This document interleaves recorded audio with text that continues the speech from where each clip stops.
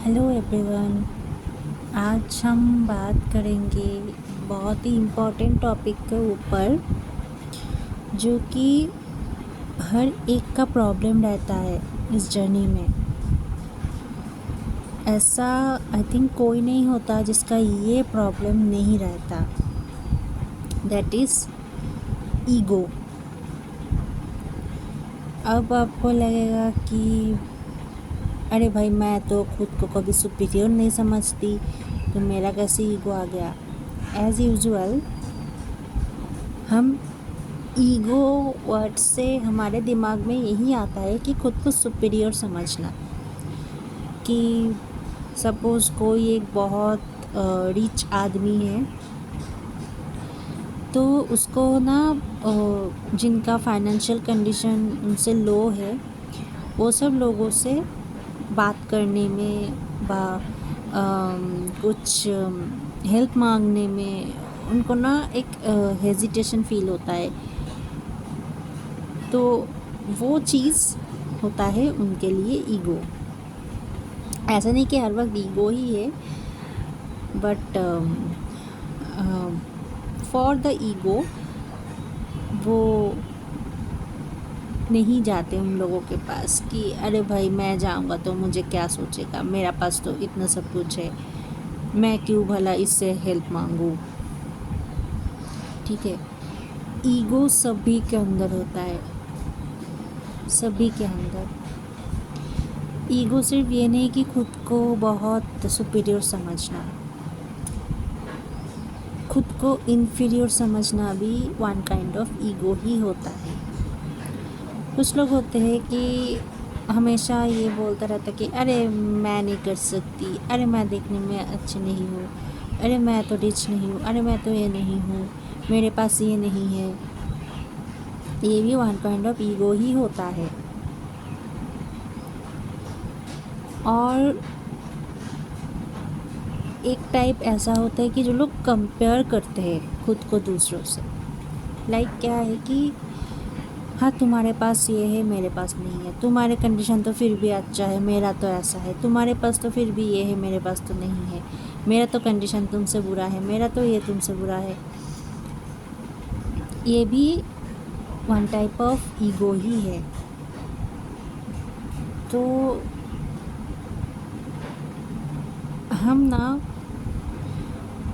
इस ईगो को हर वक्त आइडेंटिफाई नहीं कर पाते। ठीक है, इस जर्नी में क्या है,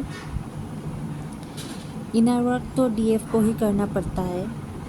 डीएम को तो ज़्यादा इनर वर्क करने की ज़रूरत नहीं होती, क्योंकि डीएफ की इनर वर्क से ही उनकी अवेकनिंग या जो भी है होता है। तो ना एक डीएफ के अंदर ये एक थॉट आता है कि हाँ, मैं ही क्यों सब कुछ करूँ। ठीक है, मैं ही क्यों करूँ। या फिर डीएफ के आसपास कुछ ऐसे लोग भी होते हैं जो उनको ऐसे बोलते हैं कि तू ही क्यों करेगी सब कुछ, वो तो मज़े से, वो तो थर्ड पार्टी के साथ मज़े कर रहे हैं, तू क्यों कर रही है ये सब, तू क्यों बैठी है उसके लिए। ठीक है, और ये सब सुन के ना डीएफ मैनिपुलेट हो जाती है। जब वो मतलब जब उनका कॉन्शियसनेस जब ज़्यादा नहीं रहता, वो मैनिपुलेट हो जाती है। तो ये जो थॉट कि मैं ही सब कुछ कर रही हूँ, मैं ही ये कर रही हूँ, मैं ही सफ़र कर रही हूँ, ये भी ईगो है। तो आपको ये देखना है कि आपका कौन सा साइड, कौन सा थॉट डिवाइन से अलाइन नहीं है।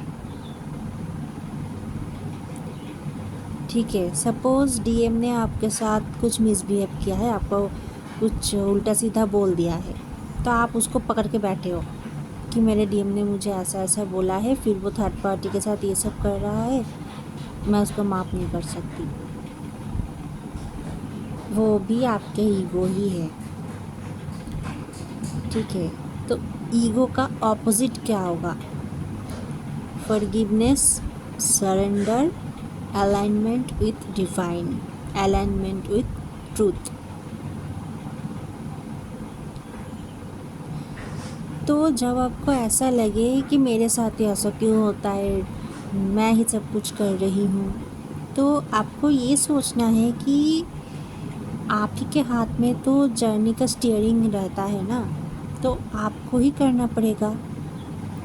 देखो यहाँ पे ना, आप इस जर्नी को अगर मैं एक कार से कंपेयर करूँ तो आप होंगे ड्राइवर और आपके डीएम होंगे आपके पैसेंजर, ठीक है। तो स्टीयरिंग आपके हाथ में है, आप जैसे चलाओगे गाड़ी को, पैसेंजर आपके साथ साथ वैसे वैसे जाएगा। तो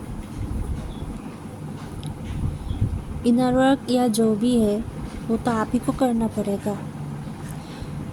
और डीएम के बिहेवियर से अगर आपको बुरा लग रहा है तो देखो, वो जो भी आपके साथ किया है, हाँ मानता हूँ कि सही नहीं है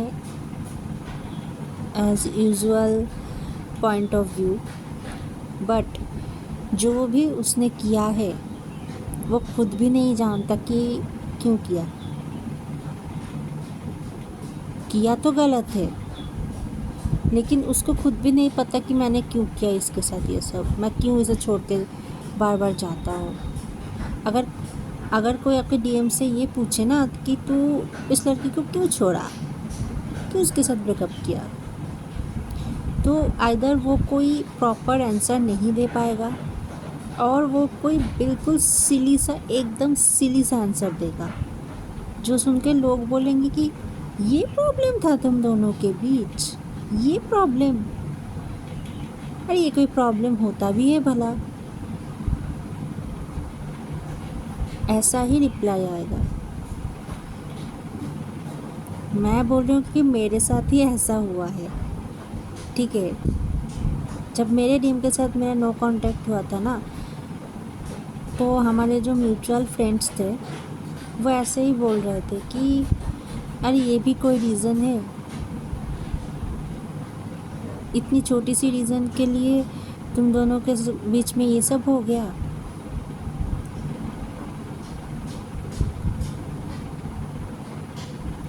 तो वो जो भी करता है, जो भी कहता है, वो डिवाइन का प्लान होता है, वो आपके हाईएस्ट गुड के लिए ही होता है, आपके एसेंशन के लिए ही होता है। अगर आप डीएम को लेकर वहीं पे रुक जाओगे, ठीक है, जर्नी को आगे नहीं ले पाओगे, तो कैसे चलेगा? आपका तो तब बर्थ लेना ही बेकार हो जाएगा, ना आपके इश्यूज़ हील होंगे, ना आप आगे बढ़ पाओगे। इसीलिए डिवाइन जब भी देखता है कि आप डीएम को लेकर 3D में स्टक हो रहे हो, वो ऐसा कुछ कर ही देता है जिससे फिर से आप दोनों का कोई सेपरेशन आ जाए 3D में, और आप फिर से खुद पे फोकस कर सको, फिर से अपनी ग्रोथ कर सको। इसीलिए डीएम जो करता है, डीएम जो कहता है आपसे, वो डिवाइन का प्लान होता है। First point. तो आई होप डीएम को लेकर अभी जो एक गुस्सा या फिर जिसको नॉर्मल लोग सेल्फ रेस्पेक्ट का नाम दे देते हैं, ठीक है, वो पॉइंट आपको समझ आ गया। देखो, सेल्फ रेस्पेक्ट अलग जगह होता है, ईगो अलग जगह होता है। यहाँ पर आप किस से सेल्फ रेस्पेक्ट दिखा रहे हो? खुद से। मैं ये नहीं बोल रही हूँ कि आप खुद से जाओ, डीएम से खुद से बात करो, खुद जाकर मैसेज करो, वो भी मैं बिल्कुल भी नहीं बोल रही हूँ। वो करने की ज़रूरत ही नहीं है, क्योंकि उससे आपकी एनर्जी वहाँ पे ड्रेन होती रहेगी। मैं सिर्फ ये बोल रही हूँ कि डीएम के लिए जो ग्रजेस है आपके अंदर, वो हटा दो। वो ग्रजेस ही ईगो है। न्यूट्रल रहो। डीएम के लिए आपका ग्रजेस ही आपका ईगो है।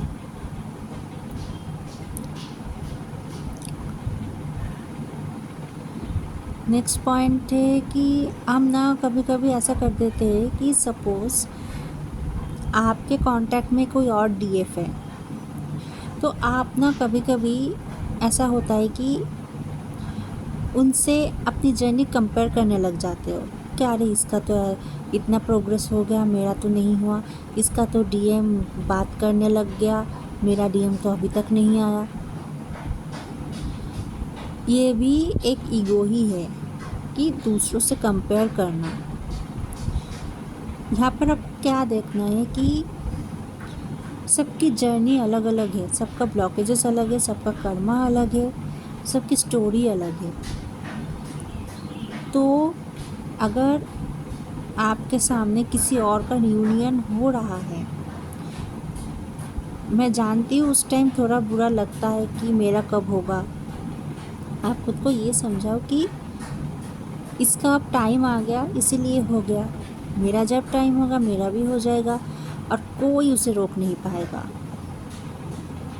खुद को ऐसे समझाओ कि मेरा जब टाइम आएगा मेरा भी रियूनियन अच्छे से हो जाएगा और मेरे लिए जो बेस्ट है वही होगा।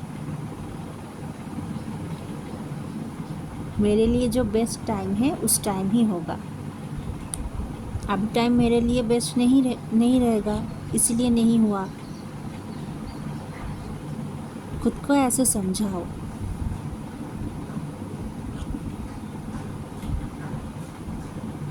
जब भी किसी से कुछ भी लेके कंपैरिजन आए दिमाग में तो यही खुद को समझाओ। कुछ लोग ऐसे होते हैं कि मतलब रियूनियन को अगर मैं साइड कर दूँ तो और भी जो है कि नॉर्मल लोग जो होते हैं कि जैसे मैं अपना एक एग्ज़ाम्पल दूँ तो मेरा एक कॉम्पिटिटिव एग्ज़ाम का जो एग्ज़ाम सेंटर जो मुझे मिला था, मेरा एक फ्रेंड का उससे थोड़ा दूर कहीं पे सेंटर मिला था। तो वो फ्रेंड मुझे बोल रही थी कि अरे तेरा तो अच्छा है, तेरा तो पास में ही सेंटर मिल गया, मेरा तो कितना दूर है। ठीक है, तो ये भी एक ईगो ही है, ये भी एक ईगो ही है कि दूसरों को देख के ये सोचना कि उसको बेटर मिल गया, मुझे नहीं मिला। ऐसा सोचो कि डिवाइन हमको हमारे लिए जो बेस्ट है वो ही प्रोवाइड करता है। उस टाइम मेरे लिए वो सेंटर बेस्ट था, इसीलिए मुझे वो प्रोवाइड किया गया था और मेरे फ्रेंड के लिए वो दूर वाला बेस्ट था, इसीलिए उसको वो वाला सेंटर प्रोवाइड किया गया था।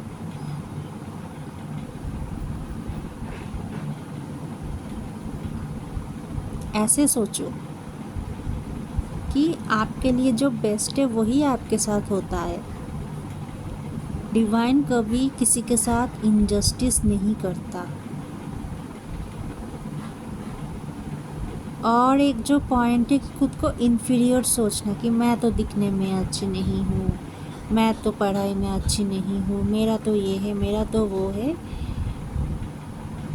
वो क्या है कि देखो, डिवाइन सबको ना इक्वली कुछ ना कुछ क्वालिटी देकर ही भेजते हैं।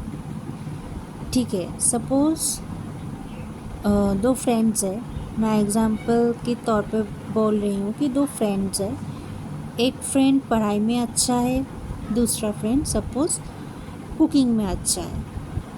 ठीक है, तो जो पढ़ाई में अच्छा है वो अपना डिग्री बढ़ा के कहीं अच्छा जॉब उसको मिल गया, और जो कुकिंग में अच्छा है उसको वो ट्राई किया लेकिन उसको उतना अच्छा जॉब नहीं मिल पा रहा।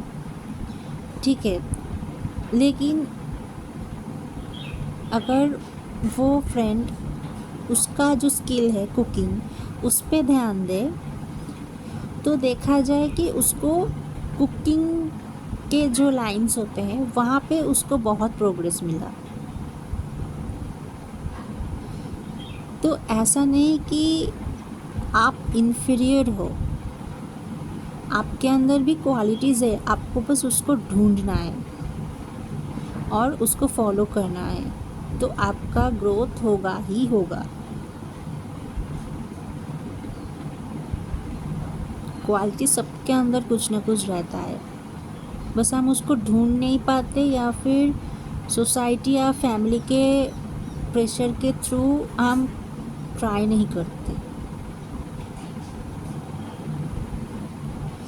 क्योंकि एक सोसाइटी का पैटर्न है कि सबको उसका एजुकेशनल क्वालिफिकेशन और सैलरी देख के जज किया जाता है।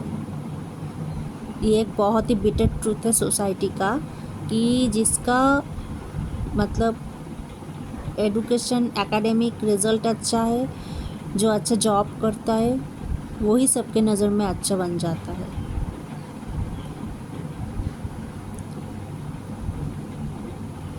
चाहे वो इंसान कैसा भी हो, ये मैं अपने पर्सनल एक्सपीरियंस से बोल रही हूँ कि इंसान चाहे उसका कैरेक्टर कैसा भी हो, वो कैसा भी हो, वो सबके नज़र में अच्छा हो जाता है। तो ठीक है, मैं किसी के ऊपर ग्रजेस नहीं देना चाहती, तो लेकिन क्वालिटी सब में कुछ ना कुछ होता है। ठीक है, जो पढ़ाई में अच्छा नहीं है उसका ज़रूर कोई और क्वालिटी ज़रूर रहेगा। मैं जब स्कूल में पढ़ती थी, मेरे स्कूल में एक लड़की थी, वो मतलब उसका एकेडमिक रिज़ल्ट कुछ ज़्यादा ख़ास नहीं रहता था, लेकिन वो लड़की स्पोर्ट्स में, माय गॉड, इतनी अच्छी थी स्पोर्ट्स में कि मैं क्या ही बोलूँ। हमारे जो स्पोर्ट्स के टीचर थे, जब भी कोई स्पोर्ट्स रिलेटेड कुछ कंपटीशन या कुछ होता था, मैम आकर उसको ही ढूंढती थी कि वो लड़की कहाँ गई। वो इतनी अच्छी थी स्पोर्ट्स में। तो वैसे ही किसी का सिंगिंग का स्किल होता है, किसी का ड्राइंग का, किसी का डांसिंग का, किसी का मेकअप का, किसी का कुकिंग का।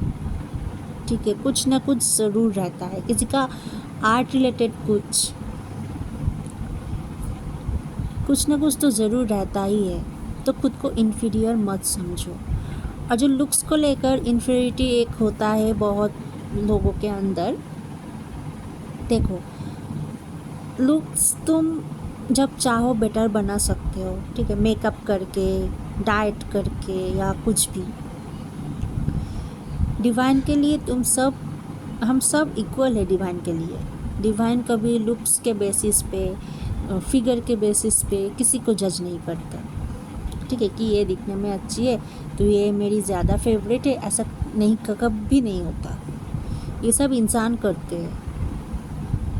ठीक है, और लुक्स का क्या, लुक्स तो एक टाइम के बाद तो लुक्स तो फेड होने ही लगेंगे। तुम्हारा होल लाइफ तो तुम्हारा लुक्स तो सेम नहीं रहने वाला ना। उम्र बढ़ेगी, रिंकल्स आ जाएंगे चेहरे पे। ठीक है, तुम्हारे हेयर वाइट होने लगेंगे, एजिंग हो जाएगा। तो लुक्स का क्या, मेरा जो मानना है कि मैं जो पर्सनली प्रेफर करती हूँ अपना ऑथेंटिक सेल्फ में रहना, कि मैं एक्चुअली जैसी हूँ मैं वैसी ही रहना चाहती हूँ। इसलिए मैं कभी अपने लुक्स या फिगर पे ज़्यादा कुछ ज़बरदस्ती नहीं करती। मैं एक हेल्दी फिगर वाली लड़की हूँ। मुझे बहुत लोग बोलते हैं कि अरे थोड़ा तो डाइट कर, थोड़ा तो एक्सरसाइज कर, तेरे प्रोफेशन में ऐसे फिगर अच्छे नहीं लगते। ये सब मुझे बहुत लोगों ने बोला है।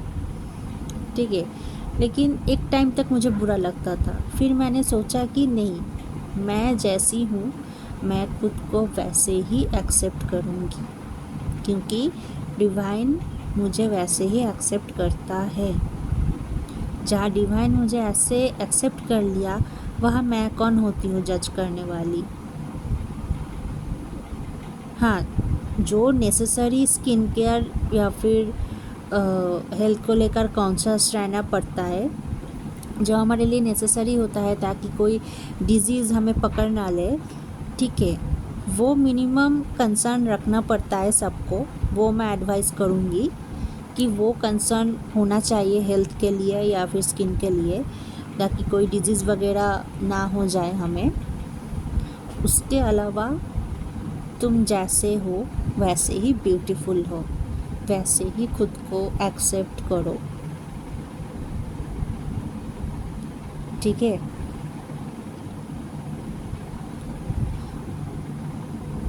तो जब भी कुछ बात को लेकर ईगो आ जाए, कंपैरिजन आ जाए, खुद को ये समझाना कि मेरे लिए भी डिवाइन का ज़रूर कोई अच्छा खासा प्लान है और वो ज़रूर होगा, कोई उसे रोक नहीं पाएगा। ऐसे खुद को ट्रेन करो कि हमको ना ईगो का डेथ तो करना ही है। ईगो का डेथ हमें करना ही है। हम सब डिवाइन के लिए इक्वली इम्पॉर्टेंट होते हैं। वो ऐसे कभी नहीं देखते कि ये अच्छा है, ये मेरा ज़्यादा फेवरेट है, ये कम फेवरेट है, कभी नहीं देखते।